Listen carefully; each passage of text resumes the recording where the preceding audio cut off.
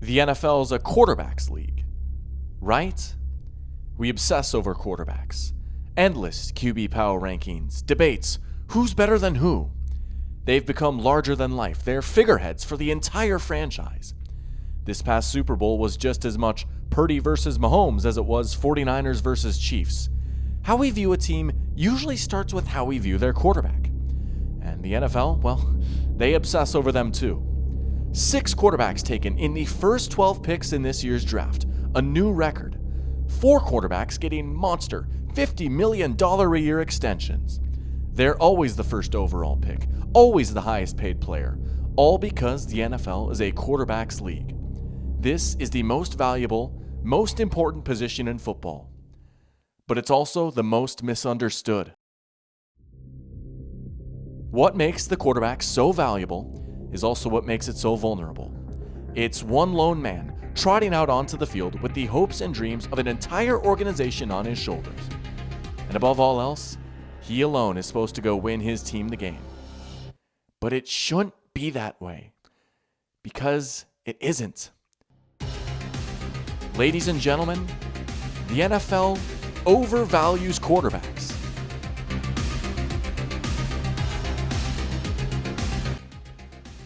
Hey guys, it's me, Dr. Pigskin. The doctor is in, and today, for the next 40 or so minutes, we're going to tackle the fascinating riddle that is the quarterback position, and that it is the most valuable position in the NFL, but it also just might be the most overvalued position in the NFL. In this video, we're going to bust a couple of myths that I think have really driven up the value of the quarterback position. One, this idea that a franchise superstar level quarterback can elevate the rest of the team and make them an annual contender, that these wins, playoff appearances, rings, all of that can and should be traced back to the quarterback. And 2, this idea that you need a franchise superstar level quarterback to be a good team or even a good offense, that you can only go as far as your quarterback can take you. And then after that, we'll dive into just how much the NFL is investing in this position anyways, and why I think a lot of teams are taking a bad approach to finding their quarterback, and why some of these quarterbacks might be doomed from the start, and we'll also single out a few teams that might have done a better job finding a new quarterback. If you're ready to change the way that you view the quarterback position, or hey, shoot, maybe you'll completely disagree with me, that's fine too, but either way, I think I've got a good video for you guys. I'm not going to waste any more time because we've got a lot to talk about, so settle in, make yourself comfortable, and with that in mind, let's get started.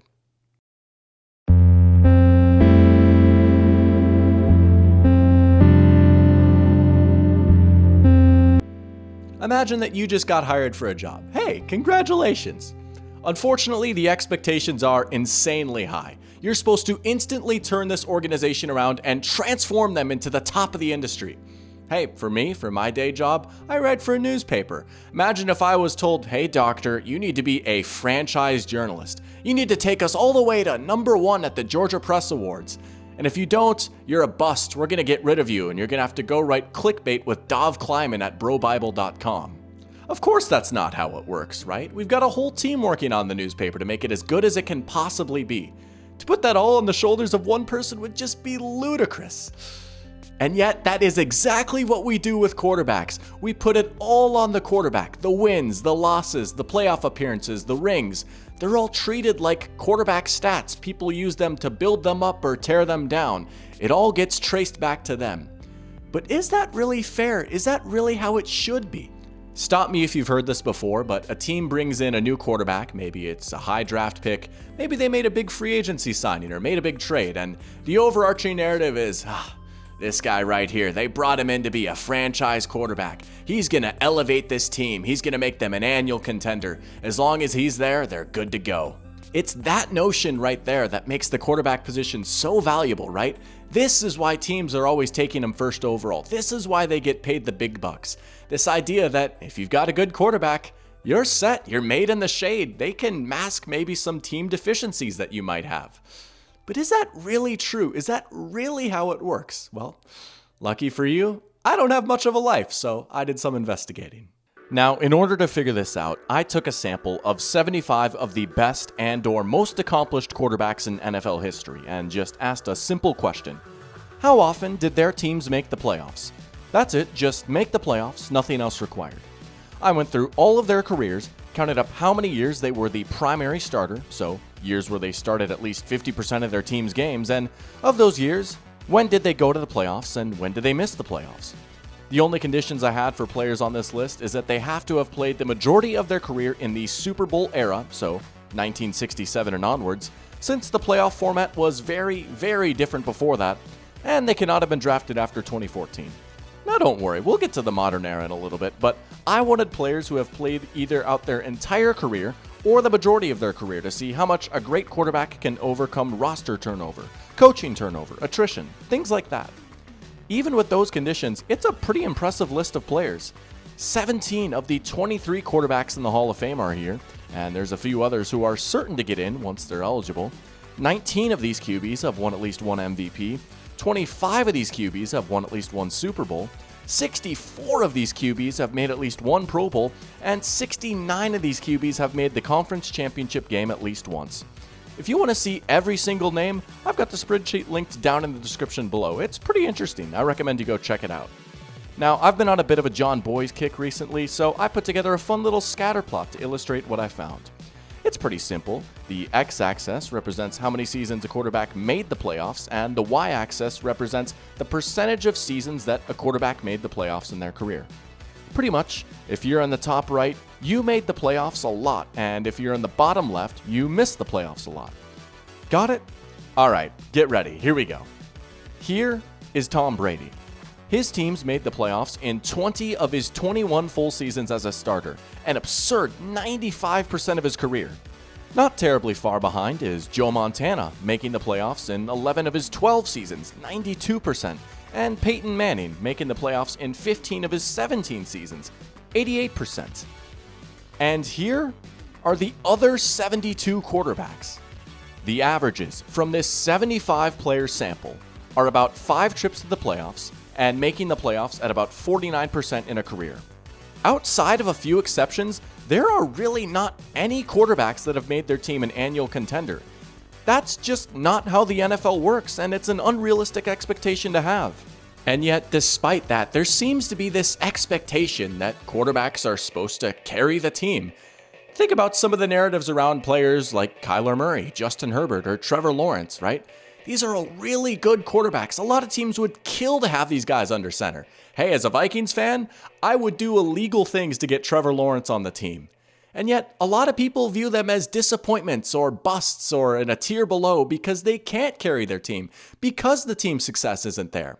But I don't think that's fair, and we have pretty much all of NFL history to prove that that should not be the expectation for these guys. Going back to this chart, Dan Marino, Brett Favre, and John Elway all missed the playoffs for about a third of their career.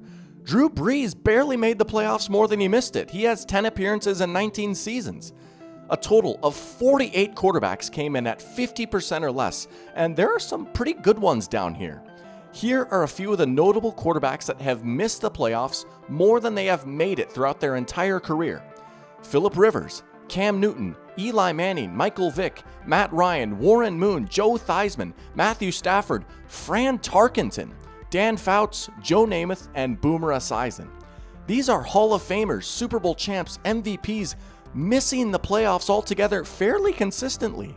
I think it's pretty clear what's going on here, right? Tom Brady, Joe Montana, Peyton Manning, these guys are the exception, not the rule. These are 3 of the greatest quarterbacks in NFL history, and they also happen to play on incredibly well-run, well-coached organizations. They had good teams around them for practically all of their career. That last part is really important right there, great teams. If you go look at the NFL year by year, the best teams, the last ones standing, the ones that make it deepest in the playoffs, they aren't mediocre so-so teams getting carried by a quarterback. Let me show you what I mean. Now forgive me, because I made another scatter plot.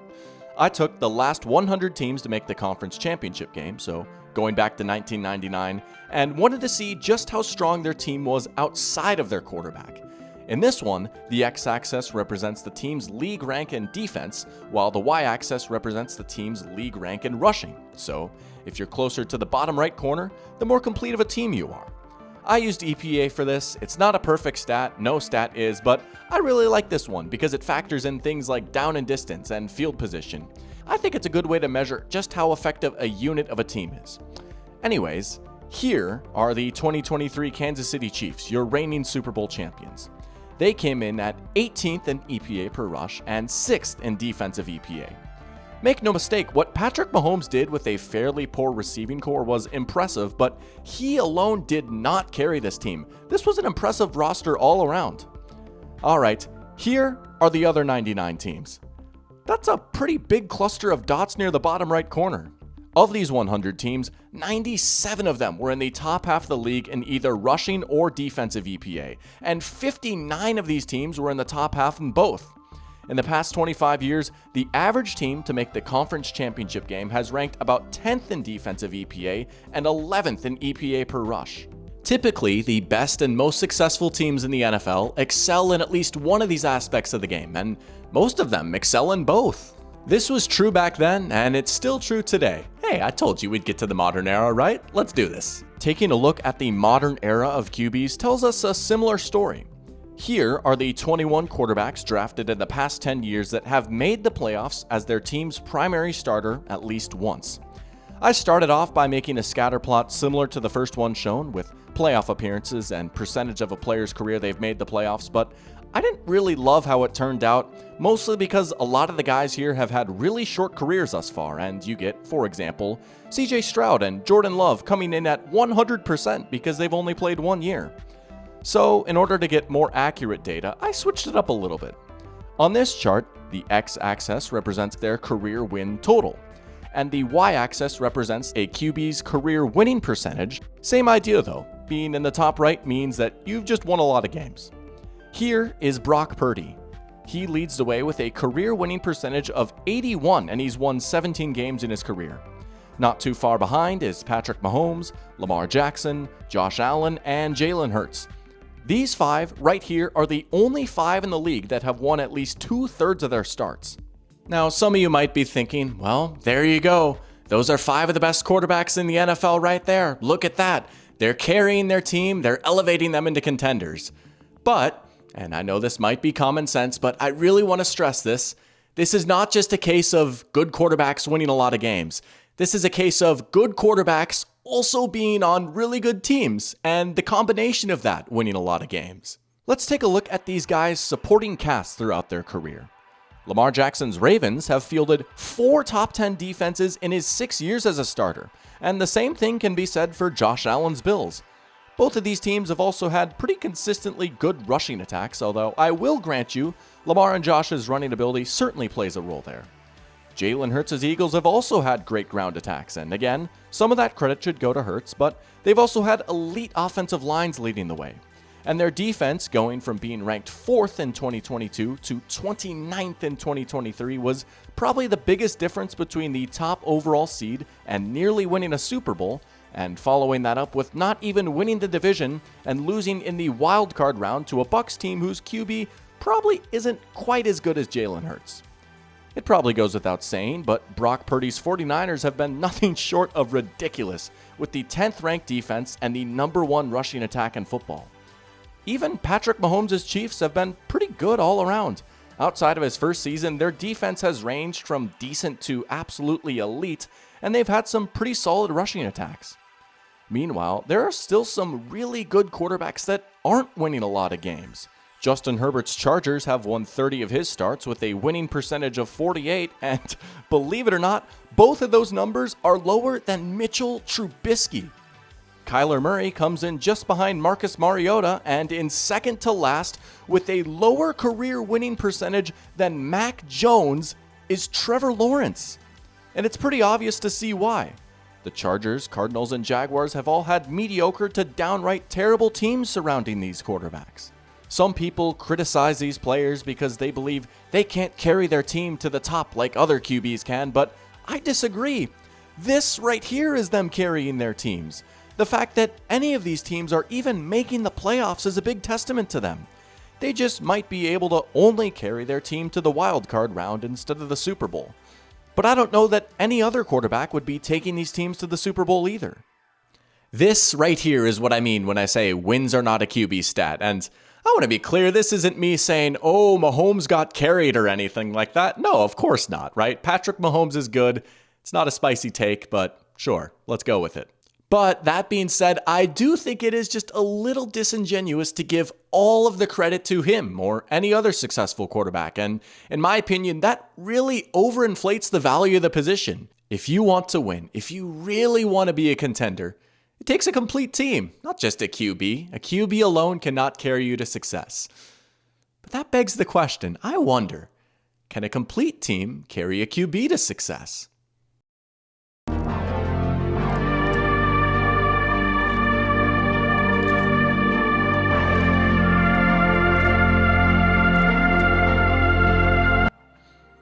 There's this website that I've been visiting a lot recently, and I actually frequented it a lot while making this video. It's called RBSDM.com, and I promise, it's not some weird football 50 Shades of Grey crossover, even though that's what it might sound like. It's an NFL advanced stats database, and its name, RBSDM, is a play on the infamous phrase, running backs don't matter. Basically, the idea is that you do not need a high-level running back to have a high-level running game. That's not to say running backs are bad necessarily, right? Running backs are great. However, you can have good blocking, good offensive scheme, and still have a really good running game, even if the player carrying the ball isn't, say, Adrian Peterson or Christian McCaffrey. Take the 2019 San Francisco 49ers, for example. That season, the 49ers backfield consisted of Raheem Mostert, Tevin Coleman, and Matt Breida. These three split carries pretty evenly, and while none of them are bad players, they're certainly also no one's idea of superstars. Ability-wise, this was a fairly average, maybe slightly above average backfield. And yet, when the 49ers ran the ball, it worked. This was one of the best rushing teams in the league, ranking second in rushing yards per game and sixth in EPA per rush, and both of those stats jumped up even higher in the postseason. No, the 49ers didn't have Christian McCaffrey yet, but they were still one of the best rushing offenses in the league. Who was carrying the ball didn't matter as much. They had elite blocking and elite offensive scheme to make up for it. That right there is running backs don't matter in a nutshell. And again, I want to be clear, this is not anti-running backs even, but there's also no denying that this philosophy works. The 49ers are one of just many examples. Well, what if I told you that this philosophy could also be applied to the quarterback position too? That you can cut corners at the most valuable position in the sport, that having an elite quarterback is not necessarily a requirement to having an elite passing game. You absolutely can. Some of the best and most successful passing attacks in recent NFL history have not been led by elite quarterbacks. Thanks to some combination of elite scheme, elite receivers, or elite offensive line play, and oftentimes all three of them, who the quarterback is hasn't exactly been quite as important. There's probably one or two teams, or hey, maybe even quarterbacks that pop into your mind, but I promise it goes a little bit deeper than that. We're about to dive into some quarterback stats, but before we do that, I want to give you a nice little challenge at home. I want you to rethink the way that you see quarterback stat lines. Theo Ash, who if you're not familiar is just a more successful version of me, once said that every quarterback stat is really a passing game stat, and I really like that. Let's use Brock Purdy as an example, and I promise, I'm not trying to pick on Purdy or anything. I think he's a pretty decent player, but he is the epitome of what I'm talking about, a system QB, if you will.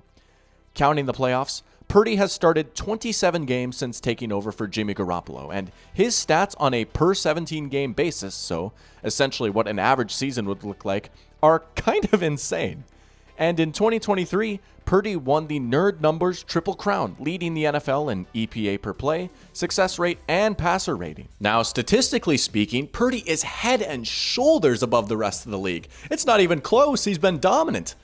But is he really that good of a quarterback? How much of it is Brock Purdy's natural ability and gifts and how well he plays the quarterback position versus Kyle Shanahan's offensive scheme or the 49ers' ridiculous collection of weapons? Well, watching the 49ers, it doesn't take very long to see that while Purdy does deserve some credit, sure, he can make some plays. He has a pretty charmed life in this offense. Dudes are getting open left and right, whether it's thanks to their sheer ability, Kyle Shanahan's offensive scheme, or both. And when they get the ball, they can turn even the shortest of passes into big plays after the catch. In 2023, the average Brock Purdy completion would gain 6.7 yards after the catch. 6.7 yak per completion. That led the NFL and has been topped only 3 times since that stat started being tracked in 2018. This goes to show that what Purdy is doing isn't always very difficult, at least by star QB standards. And I think most people would agree that he just doesn't have the same level of elite talent like a Josh Allen or a Patrick Mahomes. So in that case, the stats lie, right? Even though it's in Purdy's name, even though it's Purdy who led the NFL in EPA per play, what it really accounts for is the entirety of the 49ers passing game. The blocking, the weapons, the play call, the offensive scheme, and Brock Purdy too. That stat alone does not tell us if Brock Purdy is an elite quarterback or not. It requires context and watching him play. However, what that stat does tell us is that when the 49ers pass the ball with Brock Purdy at quarterback, it works. It is really effective. Even if Brock Purdy isn't an elite quarterback, the 49ers passing game is elite, and that's what really matters, right? If you don't believe me, well, Jimmy Garoppolo was doing darn near the same exact thing with the 49ers. He wasn't an elite quarterback, but the 49ers passing game sure was elite. But that's enough 49ers talk. They're an obvious example. Let's go a little bit deeper. How about the Cincinnati Bengals? They lost their franchise icon Joe Burrow to injury in Week 11 and had to turn to Jake Browning at quarterback, who, in his 3rd year in the league, had literally only thrown 1 pass ever. He would go on to start the final 7 games of the season. And the Bengals had a winning record with him, and their passing offense was a big reason why. Browning, in about half a season, put up elite numbers. The Bengals lost their star quarterback, and yet their passing game just kept on chugging along. And to his credit, Browning was surprisingly good. Yeah, he made some nice plays. But do you think he's better than Trevor Lawrence, CJ Stroud, or Patrick Mahomes? Of course not. But in that 7-game stretch, he did outproduce all 3 of them. Browning might not have been elite, but that Bengals passing offense with Jamar Chase, T. Higgins, Brian Callahan, Zach Taylor, and Browning was elite. In 2023, Browning was 2nd in the league in yak per completion, coming in just behind Purdy at 6.5 yards. The Bengals' elite receiver room was able to make up for the loss of Burrow, and they were able to pick up a lot of chunk plays off of play action and screens, concepts that make life just a little bit easier for the quarterback. Their scheme and receivers made it so it really did not matter that much who the quarterback was. When the Bengals passed the ball, it was still very effective. There are countless other examples of this, right? Non-elite quarterbacks leading elite passing games. I wouldn't consider Tua Tagovailoa one of the 5 best quarterbacks in the NFL, but the Dolphins, statistically speaking, have had one of the 5 best passing attacks in the NFL. How about Jared Goff on the Lions, or back in the day with Sean McVay and the Rams, right? I don't have Jared Goff in my top 10, but you best believe I have the Lions passing game in my top 10. Here's a fun one. In the 3-season stretch from 2019 to 2021, the NFL leader in success rate and the quarterback who was 4th in EPA per play across the entire league was Ryan Tannehill. And I want to make this clear, right? I'm not saying this or making this point to even put any of these players down. The term system quarterback gets thrown around a lot as an insult, but I don't even think that's necessarily a bad thing. It's just a different skill set, and what these guys do still requires a lot of talent and a lot of football IQ that someone like me just can't even comprehend, right? If I tried to do what Brock Purdy does, I'd be filming this from a hospital bed. You know, at the end of the day, yards are yards. The yards don't really care how they're being picked up or who's picking them up. All the offense cares about is that they just pick up the yards. Now, there has been a common criticism of this approach, right? I've seen and heard a lot of people say, well, it works to an extent, but come crunch time, man, you just can't win the big one with these guys.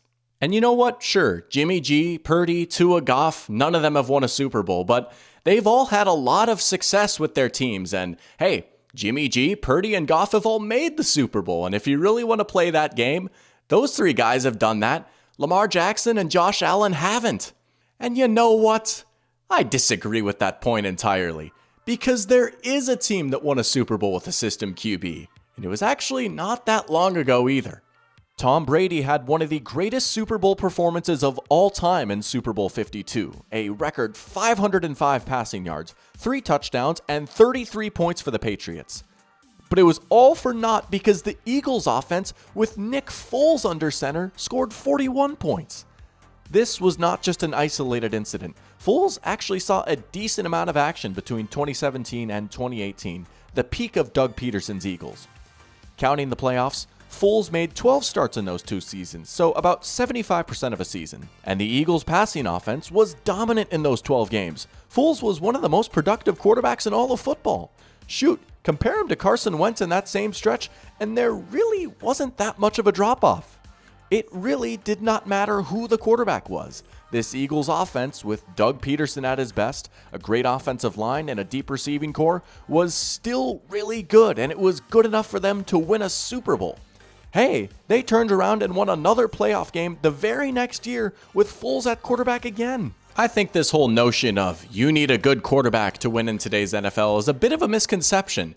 What I really think a lot of people mean to say is that you need a good passing game. And I really think that you don't need necessarily an elite quarterback to have an elite passing game. And yet, we put so much weight on this position. Fans and analysts alike put quarterback on a much higher pedestal than any other position on the field. But you know what? Don't feel that bad. Us common folks are not the only ones that do it. Believe it or not, NFL teams do this too. And golly, they do it a lot.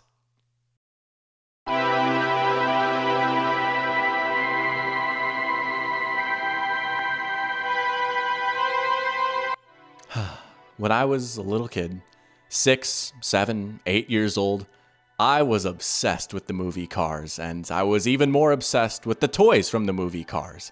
Those little toy cars, remember those? I called them my cars, and I wanted to collect them all. You should have seen my collection. It was pretty big. I had a giant tub full of them. But there was one car that I just couldn't find. I spent months and months and months searching for this car. RPM number 64. Just a minor background character. Didn't even have any lines in the movie. But I needed RPM. I was convinced this was the one thing I needed in my life, that getting RPM and completing my collection would finally complete me. I searched and searched and searched. Target, Toys R Us, Walmart, Kmart. Kmart was still a thing back then. I just couldn't find them. And then one beautiful day, it was raining out. It was a gray, cold day in Fargo. I found him in the front row of the toy aisle in Target. I couldn't believe it. I finally found RPM. I was so excited when I got home. I took him out of the package, played with him for a little bit, and added him to my tub with all my cars. And I'll never forget how I felt. Because a little bit of time passed, 20, 30 minutes, and I felt the same. I was still incomplete. That was a valuable life lesson for me right there. Just one thing will not complete you. It will not fix you or solve you. Well, clearly, a lot of NFL GMs haven't had a similar childhood experience because boy, do they try and fill the void with a quarterback. This is that perceived value at work again, right? This idea that a good quarterback will solve everything. But I've spent about 25 minutes now trying to prove to you that that's just not true. I don't know about you guys, but I always find it just a little bit interesting when there's a bad team picking near the top of the draft that has needs all over the entire field. And yet the overarching narrative is, well, they gotta go quarterback, right? They need a quarterback. There's not even a consideration of them doing anything else. How about the Commanders picking second overall in this past draft? This team was just not very good last year. They won 4 games, Sam Howell was sacked more than any other quarterback in the league, and their defense was last in yards allowed, last in points allowed, and last in defensive EPA. They have needs almost everywhere. But, they also needed a quarterback, so that is what they were going to do. No ifs, ands, or buts about it. No one was even remotely considering them, say, trading down and stocking up defensive talent for the worst defense in football, or adding Joe Alt to an offensive line that gave up 65 sacks. And look, okay, I get it, right? This is a business. You're trying to fill seats. These are humans, not robots. You're trying to sell the fan base on this team, and the ownership and front office probably felt pressure to go get a franchise quarterback. But regardless of what you even think of Jayden Daniels as a prospect, I just don't think he's been set up to succeed really at all with Washington.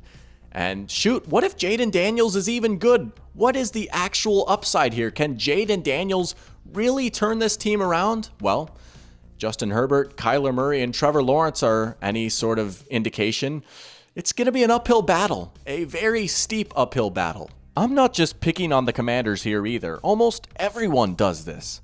When in doubt, bad teams will count on a quarterback to save them. The Panthers traded a haul of picks, on top of probably their best player in DJ Moore, for the right to move up 8 spots and draft a quarterback, because of this idea that a good quarterback will make up for all that they gave up. But we all saw what happened. This team was terrible. I honestly don't even think Bryce is that bad of a player, but he had no shot to succeed last year. The 2020 Jets had quite possibly one of the worst rosters of the 21st century. They won only 2 games and finished last in offensive EPA and 27th in defensive EPA. They had needs everywhere, but, of course, they also needed a quarterback and believed a good quarterback could fix their problems. So, they took Zach Wilson second overall, just 3 years after they tried and failed to do the same thing with Sam Darnold. You know, maybe those QBs weren't that great, but the Jets did them absolutely no favors by tossing them into terrible situations and just expecting them to be a franchise savior. It was irresponsible. Most people didn't even have a first-round grade on Daniel Jones, but the Giants had no problem taking him 6th overall in 2019, even though they had a laundry list of other needs. Why? Because he was a quarterback. And these are just a few of the quote-unquote bad quarterbacks going to bad teams, right? Think about Herbert, Murray, and Lawrence. By all accounts, these have been great quarterbacks. They've been great picks, but they still have not been the franchise savior. And that's just how much draft capital teams are putting into the quarterback position. We haven't even talked about how much these guys are getting paid yet. Quarterbacks are the highest paid position in the NFL, and it's not even close. The 18 highest paid players in the league are all quarterbacks. That's right, Derek Carr and Daniel Jones make more money than Justin Jefferson and Nick Bosa. As wild as that may be, that's just how things are. Carr and Jones are quarterbacks, and even though Jefferson and Bosa are clearly better players, there's this idea that Carr and Jones are more valuable because they're quarterbacks, and simply having them on the roster elevates the rest of the team. But again, and at the risk of sounding like a broken record, I'm going to say the line again, that's just not how it works. These contracts were destined to age like milk. These were middling quarterbacks getting massive deals from middling teams. This was a terrible matchmake right here. But these aren't the only questionable mega contracts that have been given out. Tua Tagovailoa got one of the heftiest deals in NFL history. He's set to make a little over $53 million a year starting in 2025. Was that a good idea? You know, the Dolphins have had one of the best passing offenses in the NFL with Tua the past few years, but that begs the question, how much of that was Tua and how much of that was Mike McDaniel, Tyreek Hill, and Jalen Waddle? And you know, that by itself isn't a big issue. Again, if the supporting cast is that good, the rest of the passing game, the running game, the defense, who the quarterback is might not matter as much. The issue, however, is that paying Tua like a top 5 quarterback when he's probably not makes it infinitely harder for the Dolphins to retain the supporting cast that made them so successful in the first place. Miami already has a few massive contracts on the books. Tyreek Hill, Bradley Chubb, Jalen Ramsey, and Teron Armstead are all set to make about 43% of the Dolphins' cap space, on top of Tua's extension. OverTheCap.com has them projected to be over $44 million over the cap in 2025. This team also already lost a lot this past offseason, losing 8 of their starters from the previous season. The supporting cast has already gotten weaker, and looking at their cap situation, that's only going to continue. Can Tua, the high-paid quarterback, be valuable enough to overcome that? We'll have to see for sure, but history and just what we've seen on the field tells us that those are pretty long odds. The 49ers will face a similar dilemma with Brock Purdy in a year or two. His supporting cast is loaded and, in my opinion, the main reason for the 49ers' success, and they too have a lot of massive contracts on the books and are already struggling to keep the band together. Giving Purdy a massive extension would only make that harder. Is he worth it? Is their quarterback really that valuable? This is a tough one. I'm not so sure. This is going to be a fascinating decision for the 49ers, and honestly, in my heart of hearts, they're going to pay him, right? Like, they have to pay him. We know they're going to pay him. But it's an interesting thought experiment, though. Now, as of right now, with me recording this, Brandon Ayuk has not been traded or signed an extension yet. It's Monday, August 5th. That's been the big topic on Twitter today. We'll see if that happens or not, but it is going to be interesting to look back a few years from now, should they choose to let go of Ayuk and pay Purdy instead? Will that have been worth it? We'll see. Ooh, I don't know. And again, I'm not trying to bury the quarterback position too deep. Obviously, not all high quarterback draft picks are bad, and not all quarterback contracts are bad, right? Paying Josh Allen was a good idea, and Justin Herbert was a good pick at the end of the day. But it's just not quite as simple as have a good quarterback and be a good team forever. We've seen a few instances of good teams perhaps overestimate just how big of a role the quarterback has played in their success, and perhaps even more harmful, we've seen bad teams overestimate how much a quarterback can fix their problems. But it shouldn't be that way. There's a better way. There's a reason the Packers keep hitting on their QBs. It's not just because of great scouting and developing. They don't count on their next quarterback to save the franchise. They're patient and realistic. They make the best possible environment for their new QB. Aaron Rodgers sat for 3 years behind Brett Favre, and those 3 years weren't just for Rodgers to learn. They were for the Packers to build an offense for him. In the 3 off seasons between Rodgers being drafted and taking over for the Packers, they rebuilt their team behind the scenes. They drafted Greg Jennings, Jordy Nelson, James Jones, and Jermichael Finley all in those 3 years, all to set up Rodgers for success. He didn't need to be their savior. He had a team ready to go for him. Jordan Love sat for 3 years behind Aaron Rodgers, and those 3 years weren't just for Love to learn. They were for the Packers to build an offense for him. In the 3 off seasons between Love being drafted and taking over for the Packers, they rebuilt their team behind the scenes. They drafted Christian Watson, Romeo Doubs, Jaden Reed, Dontavian Wicks, Luke Musgrave, and Tucker Kraft in those 3 years, all to set up Love for success. He didn't need to be their savior. He had a team ready to go for him. The Chiefs sat Mahomes for a year before handing him the keys to an offense with Travis Kelce, Tyreek Hill, and Andy Reid. He didn't need to be their savior, just better than Alex Smith. They had a team ready to go for him. How about a non-draft example, Matthew Stafford to the Rams? The year before the Rams got Stafford, they were still a very good team. They not only made the playoffs with Jared Goff, but won a playoff game on top of that. Stafford didn't need to save the Rams, he just needed to be better than Goff. They had a team ready to go for him. I could go on and on and on, right? Russell Wilson wasn't a savior, he was a 3rd-round pick. Jalen Hurts was a 2nd-round pick. Lamar Jackson was the last pick of the 1st round, and Brock Purdy was the last pick of the draft. Jared Goff was sent to go die in Detroit, right? He was a salary dump in the Stafford trade. Everyone thought that his career was going to be over and the Lions were just going to replace him as soon as they could. Good quarterback play can come from places where you least expect it. A lot of people like to say, oh, just find a franchise QB and the rest of the team will fall into place. But I don't really think that's true. If anything, I think it's the other way around.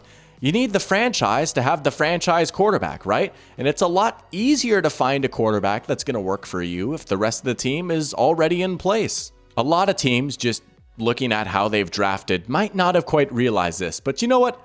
I got to give credit where credit is due, because there are a few teams in particular that I thought did a good job finding their next quarterback and setting them up to succeed during this year's draft. The Bears, for example, hit the absolute lottery by getting the 1st overall pick in the draft from the Panthers. I like to think they learned their lesson from the Justin Fields debacle. If they were going to try again at quarterback, they were going to set him up for success. Having Caleb Williams was not enough. They were intentional about bringing in Keenan Allen and Rome Odunze to make his life as easy as possible. I think Caleb has a great chance to be a good quarterback right away, and it's not just because I think he's talented, but because the Bears also have a good roster in place. He doesn't need to be their savior, just a part of a really good passing offense. And you know what?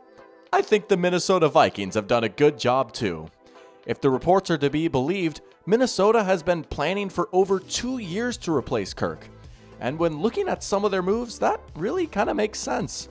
In 2022, they traded for TJ Hawkinson, and in 2023, they drafted Jordan Addison, building up their offensive roster for whoever their next QB would be.